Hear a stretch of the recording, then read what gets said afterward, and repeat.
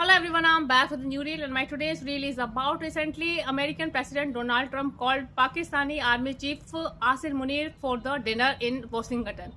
आप देखेंगे कि रिसेंटली व्हाइट हाउस में जनरल मुनीर को बुलाया गया है उनसे डिस्कस करने के लिए और इस समय अमेरिकन प्रेसिडेंट डोनाल्ड ट्रंप ने उनको काफ़ी प्रेज करा है, उनको अप्रिशिएट करा है कि जिस तरह उन्होंने पीसफुल एटमॉस्फेयर बनाए रखा। दोनों ही कंट्री न्यूक्लियर पावर थे, किस तरह से दोनों ने अपने आप को कंट्रोल करके चीज़ें मैनेज करी, दैट वाज रियली अप्रिशिएबल।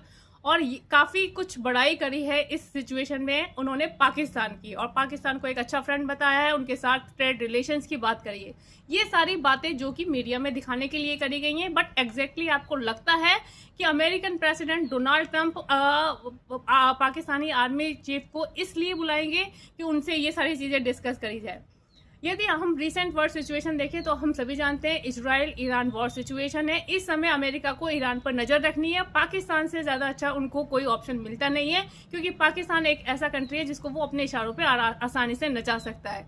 क्योंकि पाकिस्तान एक ऐसा कंट्री है जिसको कोई भी पैसा दे देगा वो उसी के इशारे पर नाच सकता है। उसे पता है अमेरिका वर्ल्ड में पावरफुल है, अमेरिका के पास पैसा है, अमेरिका जिस तरह से चाहे उस पाकिस्तान को यूज़ कर सकता है। और यदि मैं बात करूं, सेकंड मैसेज आता है चाइना को। इसमें उन्होंने साफ क्लियर कराया कि हम पैसे के लिए किसी के साथ भी हो सकते हैं।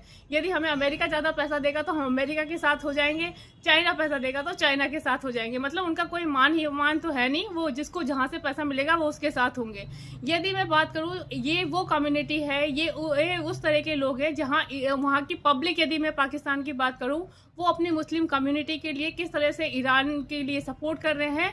वहीं आप देख लीजिए कि जो लोग एडमिनिस्ट्रेशन में है, जो लोग पावर में है, वो किस तरह से अपने पर्सनल बेनिफिट या डॉलर लेने के चलते किस तरह से अपनी ही कम्युनिटी के साथ बिहेव कर रहे हैं।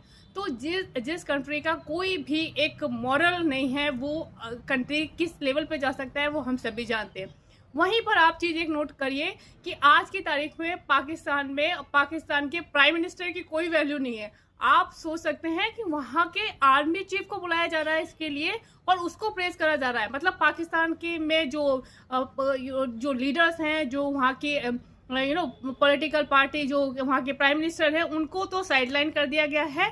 पाकिस्तान के आर्मी चीफ को बुलाया गया है और उनको इस तरह का वेलकम दिया गया है। यही सिचुएशन हुई थी अयूब खान के टाइम पर, जहां पर अमेरिका को अपनी डिप्लोमेसी या स्ट्रेटेजिक रोल प्ले करना होता है। अमेरिका किसी भी लेवल पे जाके इसी तरह की हरकत करता है।